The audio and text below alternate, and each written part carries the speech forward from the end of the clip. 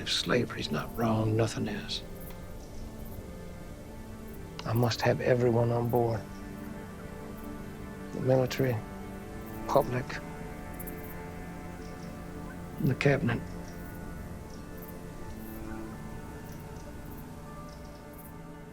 Over the summer, Lincoln is talking to people about what will become the Emancipation Proclamation. He's talking to his War Department, he's talking to his State Department.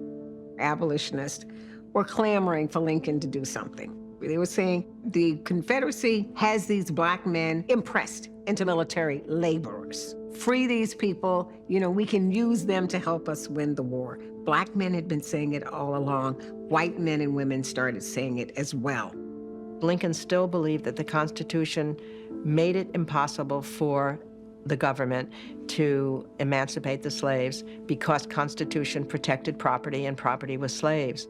For political figures who have a moral compass, there is a constant warring inside you of when do I just blurt out what I think versus when do I bite my tongue and see if I can work something out? Am I betraying the ideals that I care about?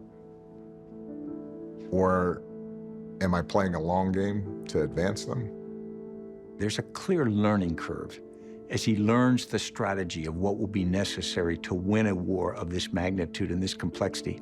He exercised war powers like few presidents have ever in our history, and they were pretty upsetting to people, but he understood that he wasn't just the president, he was the commander-in-chief as well. So that's when he begins to think about the fact that I don't have the constitutional power to emancipate the slaves in the Union as president, but maybe as commander-in-chief, I can emancipate the slaves in the South as a military necessity. But Lincoln would have to persuade the cabinet, the army, and the people that the Emancipation Proclamation was the right thing to do. That on the first day of January, in the year of our Lord, 1863, all persons held as slaves within any state or designated part of a state shall be then, thenceforward, and forever free. What kind of villain you think the papers will make of me? It won't be pretty. I expect abuse from the Democrat papers, but the friendly ones, they'll see the wisdom. I'm worried about enlistment. They'll say it's a war against slavery, not for the Union.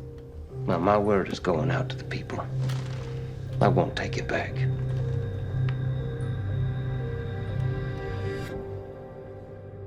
Lincoln's the master of this, at taking battles and being able to spin them for his needs politically. So that was enough for Lincoln to be able to issue the Emancipation Proclamation from a position of strength as opposed to weakness. So Antietam was on September 17th. By September 22nd, Lincoln was issuing the proclamation. That preliminary proclamation said you have 100 days to either come back into the Union or I'm going to free your enslaved laborers. Many in the world, particularly in Britain, saw it as just another political move to undermine the Confederacy, and he wasn't genuinely committed to it.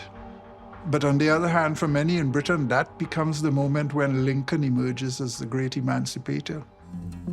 So Lincoln had waited until the Battle of Antietam to announce that he was going to issue on the Emancipation Proclamation in January. And between September and January, the blowback was so great that many people thought he might not sign it. The Republicans lost lots of seats in the midterm elections. The conservative Democrats who were against emancipation doubled in number, leaving the Republicans with a thin majority. What people in the North feared is that now the South would never come to the bargaining table. This would mean the war would be prolonged forever. Lincoln's aware of all of these things. He's being political about it, but he's also being thoughtful about it. On New Year's Eve, people are gathered in black communities throughout the North. People are just waiting on tenterhooks. There was what we call watch night, where Douglass was with a group of abolitionist friends waiting to see if Lincoln would keep his word.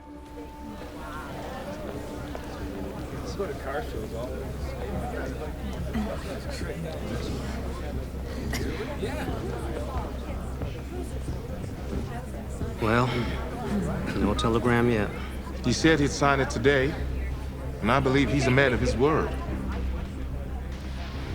I can wait a few minutes longer.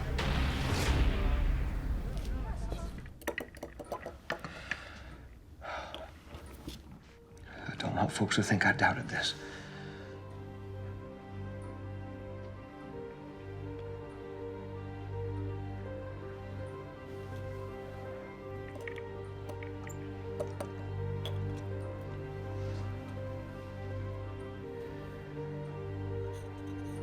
My whole soul's in it.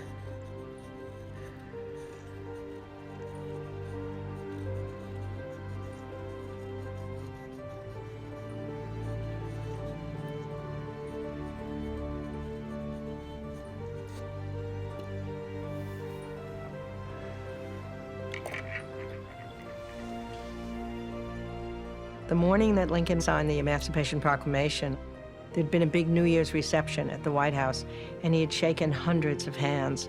So when he went finally to sign the Emancipation Proclamation, his own hand was numb and shaking. He put the pen down. He said, "If ever my soul were in an act, it is in this act.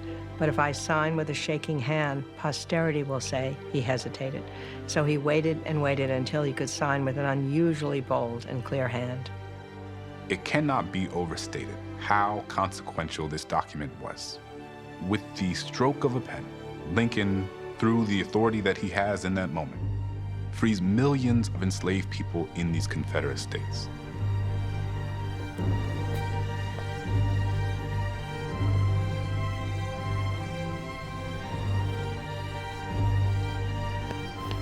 It's coming over the wire now!